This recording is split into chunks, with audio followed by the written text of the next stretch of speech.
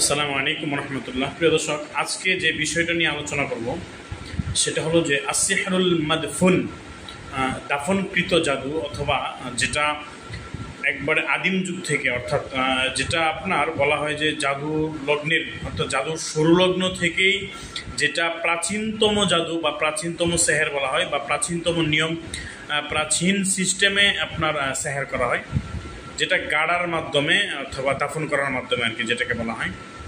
সাধারণত সেই জাদুগুলো কয়েকটা ভাগে করা হয়।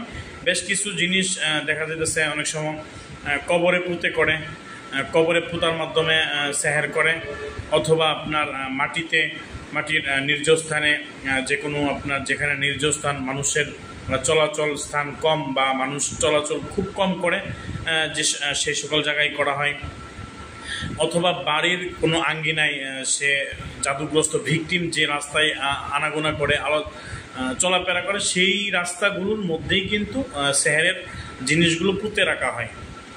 আবার অনেক সময় বাড়ির সামনের দিকে অথবা পিছনের দিকে নির্জন জায়গাগুলোর মধ্যে জাদুর বস্তুগুলো পুঁতে রাখা হয়। আবার অনেক সময় দেখা যায় যে ঘরের মধ্যেও পুঁতে রাখা হয়। আবার অনেক সময় দেখা যায় যে আপনার ঘরের দরজার মধ্যে পর্যন্ত পুঁতে রাখা হয়। তো এই জাদুগুলো সাধারণত আপনার কয়েকটা ভাগে করে থাকে। দেখা যাইতেছে আপনার এই জাদুগুলো অনেক সময় পুতুলের মাধ্যমে করা হয়। পুতুলের মাধ্যমে যে সেহেরটা করা হয় বা পুতুলের মাধ্যমে যে সেহেরগুলো প্রয়োগ করা হয়, সেই পদ্ধতিটা জাদুকরদের এটা প্রাচীনতম একটা পদ্ধতি। যেমন মনে করেন একটা মানুষকে সে জাদু করবে, ভিকটিমকে জাদু করবে, তো সাধারণত জাদুকররা বা তান্ত্রিকরা যে সিস্টেম ব্যবহার করে থাকে সেটা হলো যে যদি পুতুলের মাধ্যমে কাউকে জাদু করা হয়, তাহলে সেক্ষেত্রে দুইটা পুতুল নেয়, দুইটা পুতুল নিয়ে একটা পুতুল জাদুকরের কাছে রাখে, আরেকটা পুতুল হয়তো ভিকটিমের যে জাদুগ্রস্ত ব্যক্তি তার বাড়িতে অথবা কবরস্থানে অথবা ওই সমস্ত জায়গার মধ্যে রাখে, যেখানে সে আনাগোনা অথবা মানে জাদুকর যেখানে সুবিধা করতে পারে ওখানে রাখে আর কি। আরেকটা পুতুল তার কাছে রেখে সে ওইটার উপর প্রয়োগ করে, সব কিছুই প্রয়োগ করে। তো আসলে এটা হচ্ছে প্রাচীনতম একটা সিস্টেম বা প্রাচীনতম একটা পদ্ধতি। এভাবে জাদুগুলো কিন্তু করা হয়, যেটা দাফনে করে বা দাফনের মাধ্যমে এই জাদুগুলো প্রয়োগ করে। এক নম্বর পুতুল দিয়া। দ্বিতীয় হলো যে ভিকটিমের ব্যবহৃত কোনো বস্তু, যেমন আপনার ভিকটিমের মনে করেন মাথার চুল, হ্যাঁ, তো মাথার চুলের মাধ্যমে সে সেহের প্রয়োগ করতে পারে, বা মাথার চুলের মাধ্যমে সে বিভিন্ন জাদু, বড় পড়াশোনার জাদু বলেন, অথবা রিজিকের জাদু বলেন, অথবা বিয়ে বন্ধের জাদু বলেন, অর্থাৎ যে কোনো ধরনের সেহের সে প্রয়োগ করতে পারে তান্ত্রিকরা।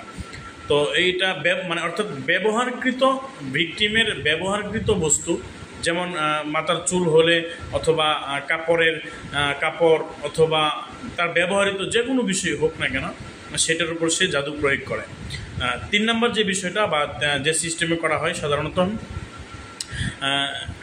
পিকের উপর বা ছবির উপরে, মানে মনে করেন ভিকটিম যে জাদুগ্রস্ত ব্যক্তি তার ছবি নিয়ে, একটা ছবি তার কাছে রাখে, আরেকটা ছবি উপর কাজ করে মন্ত্র পড়ে সে বিভিন্ন জায়গায় গেড়ে রাখে, যেরকম ঘরে অথবা ঘরের দরজায় অথবা বাড়ির আঙিনায়, অথবা যে ভিকটিম যে রাস্তায় চলাফেরা করে বা চলাফেরার যে রাস্তাটা ওই রাস্তার পাশে রেখে অথবা কবরস্থানে রেখে সে জাদু প্রয়োগ করে।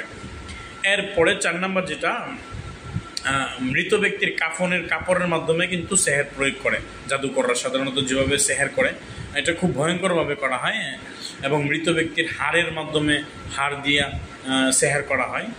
এরপরে আপনার 6 নম্বর যে বিষয়টা, মৃত ব্যক্তির হাড় এবং গরুর হাড়, হ্যাঁ, গরুর অথবা শুকুরের হাড় দিয়ে কিন্তু ওরা জাদু প্রয়োগ করে। এবং সাধারণত যে বিষয়গুলো হয়ে থাকে সেটা হলো যে সবচেয়ে খারাপ বা সবচাইতে নিকৃষ্টতমভাবে সেহের যেটাকে করা হয় সেটা হচ্ছে মহিলাদের হায়েজ এবং নেফাসের রক্তের মাধ্যমে, অথবা হায়েজের রক্তের মাধ্যমে সেহেরগুলো প্রয়োগ করে থাকে বা জাদু প্রয়োগ করে থাকে জাদুকররা। সাধারণত সবচাইতে এই বিষয়গুলো নিয়ে কিন্তু বা এই সিস্টেমগুলো দিয়েই কিন্তু তান্ত্রিক যারা আছে বা জাদুকর যারা আছে তারা কিন্তু ওই তন্ত্র মন্ত্রের মাধ্যমেই কিন্তু তারা সেহের প্রয়োগ করে থাকে। তো এখন বিষয় হলো যে আসলে এগুলো থেকে বা সেহরুল মাদফুন আর সেহরুল মাদফু যেটাকে বলা হয় যে দাফনকৃত জাদু, মানে আপনার বাড়িতে যে জাদুটা দাফন করা হয়েছে বা গাড়া হয়েছে ওই জাদু থেকে এগুলোতে আপনি বের করবেন কিভাবে বা আপনি খুঁজবেন কিভাবে? আসলে যদি আপনার বাড়িতে যদি আপনার উপর এরকম জাদু প্রয়োগ করা হয়, সেক্ষেত্রে আপনার সামনে সবচেয়ে বড় বিষয় যেটা হলো যে আপনার শরীরের মধ্যে খুঁচানো, মনে হবে যে কেউ আপনাকে খুঁচাচ্ছে বা খুঁচা খুঁচা অনুভব করতেছেন, এরকম আপনার কাছে মনে হবে যে আপনাকে খুঁচানো হইতেছে বা আপনার শরীরে খুঁচানো এরকম অনুভব। এটা বেশিরভাগ সময় পুতুলের মাধ্যমে যদি করা হয় তাহলে সেক্ষেত্রে এরকমভাবে অনুভব হয় আর কি, বা করা হয়। দ্বিতীয়টা হলো যে আপনার ঘুমের সময় দম বন্ধ হয়ে আসা, বা ঘুমাইতে গেছেন হঠাৎ করে আপনার মনে হইতেছে বুকের মধ্যে পাহাড় আপনার ভেঙে পড়তেছে, দমটা বন্ধ হয়ে যেতেছে, বুকের মধ্যে প্রচুর পরিমাণে চাপ লাগতেছে। এরপরে স্বপ্নে আপনি বিভিন্ন জায়গায় দৌড়াদৌড়ি করতেছেন, বিভিন্ন জায়গায় মনে হইতেছে অদ্ভুত স্বপ্ন দেখতেছেন, মনে হইতেছে আপনি পাহাড় থেকে পড়ে যাইতেছেন, আগুনে ঝাঁপ দিতেছেন বা আগুন দেখতেছেন, বিভিন্ন প্রাণী দেখতেছেন, অথবা বিভিন্ন প্রাণী আপনার কাছে আসতেছে, বা আপনি বিভিন্নভাবে আপনি মানে এক কথায় যেগুলা সাধারণভাবে আপনি দেখেন না বা আপনি অনুভব করেন না, এই বিষয়গুলো আপনার কাছে আপনি স্বপ্নে দেখেন। স্বপ্নে অধিক পরিমাণে মৃত মানুষকে স্বপ্ন দেখা, এটাও কিন্তু খুবই বাজে সেহেরের লক্ষণ। অধিক পরিমাণে যদি মৃত ব্যক্তিকে দেখা হয় তাহলে সেক্ষেত্রে ওইটা সেহেরের লক্ষণ বলা হয়। এরপরে আপনার স্বপ্নে দেখা যেতেছে যে আপনার বিয়ে ভেঙে যাচ্ছে, অথবা আপনার যদি বিবাহিত হন তাহলে আপনার স্বামী আপনাকে তালাক দিচ্ছে, এরকম অদ্ভুত বিভিন্ন স্বপ্ন দেখা। অথবা আপনি স্বপ্নে দেখতেছেন আপনার স্ত্রী আপনাকে ছেড়ে চলে গেছে বা আপনার সন্তান আপনাকে ছেড়ে চলে গেছে। এরকমভাবে আপনি যত ধরনের অদ্ভুত স্বপ্ন আছে এরকম স্বপ্ন দেখা, শরীর প্রচুর পরিমাণে দুর্বল হয়ে আসা। এরপরে আপনার দেখা যাচ্ছে সবসময় একা থাকতে ভালো লাগা, মনে কোনো সময় শান্তি না লাগা, মনে অস্থিরতা কাজ করা। অনেক সময় হয় কি, আপনার যদি আঙ্গিনার মধ্যে সেহের করা হয় বা যদি বাড়িতে সেহের করা হয়, সেক্ষেত্রে সেহের যদি দাফন করা হয় সেক্ষেত্রে অনেক সময় বাড়িতে থাকতে পারে না, বা বাড়িতে থাকতে গেলে তার দম বন্ধ হয়ে আসে।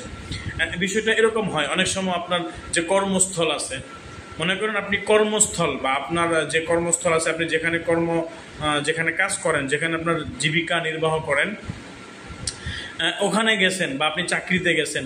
আপনি ঘরে থাকলে আপনার ভালো লাগে, ঘরে বসে থাকলে ভালো লাগে, একা একা থাকলে ভালো লাগে, খুব নির্জনতা খুব ভালো লাগে। কিন্তু যখনই আপনি চাকরি করতে গেছেন বা আপনি যখনই রিজিকের উদ্দেশ্যে বের হয়ে গেছেন, তখনই আপনার শরীরে বিভিন্ন সিমটম দেখা দেওয়া, মানে অমনোযোগী হয়ে যাওয়া, এবং ওই জায়গাতে গেলে মনে হয় যে আপনার দমটা এখনই বের হয়ে যাবে, এরকম বিষয়গুলো মনে হওয়া। এবং আপনার যে বিষয়গুলো সাধারণত যদি রিজিকের সেহের থাকে সেক্ষেত্রেও আপনার এগুলা হয়ে থাকে। এক কথায় আপনি যদি জাদুগ্রস্ত হন, এই ধরনের সিমটম আপনার আসতে পারে। তো এই বিষয়গুলো লক্ষ্য করবেন। যদি আপনার এই বিষয়গুলো, আরও বেশ কিছু বিষয় আছে যেগুলো আপনার স্বামী স্ত্রীর যদি বিচ্ছেদ করা হয় সেক্ষেত্রে স্বামী স্ত্রীকে দেখতে পারে না, বা স্ত্রী স্বামীকে সহ্য করতে পারে না, সন্তান বাবাকে সহ্য করতে পারে না, বা বাবা সন্তানকে সহ্য করতে পারে না, মা সন্তানকে সহ্য করতে পারে না। এরকম যদি বিচ্ছেদের সেহের করা হয় সেক্ষেত্রে এরকম আলামতগুলো বোঝা যায়। তো এগুলো সাধারণত একবারে খুব কাছে বা মাদফুন, খুব কাছে এই জিনিসগুলো আপনার দাফন করার মাধ্যমে সেহেরটা প্রয়োগ করা হয়। তো এগুলো আপনি একজন বের করার জন্য বা এই সমস্ত বিষয় থেকে মুক্তি পাওয়ার জন্য আপনাকে যে কাজটা করতে হবে, একজন দক্ষ এবং খুবই আমলওয়ালা আপনার জানা মতে যদি কেউ থাকে, আপনি ওখানে যোগাযোগ করবেন এবং চিকিৎসা অতি সত্বর, মানে যত দ্রুত সম্ভব পারেন চিকিৎসা গ্রহণ করবেন। আর না হয় ক্ষতি হয়ে গেলে পরে আপনি ওই ক্ষতি তুলবেন, কিন্তু ক্ষতি তো যেটা হয়েছে সেটা তো তুলতে পারবেন না, সেটা তুলতে গেলে অনেক সময়ের বিষয় বা অনেক ঝামেলার বিষয়। তো আল্লাহ তাআলা আমাদের সকলকেই এই সমস্ত মুসিবত থেকে, বালা মুসিবত থেকে আল্লাহ তাআলা হেফাজতে রাখুক। আমাকে এবং আপনাদের সবাইকে আল্লাহ তাআলা হেফাজতে রাখুক। যদি এই সমস্ত লক্ষণ আপনি দেখতে পান তাহলে যত দ্রুত সম্ভব আপনি কোনো রাকিক বা কোনো মুদাব্বিরের সাথে যোগাযোগ করবেন। আসসালামু আলাইকুম ওয়া রাহমাতুল্লাহি ওয়া বারাকাতুহু।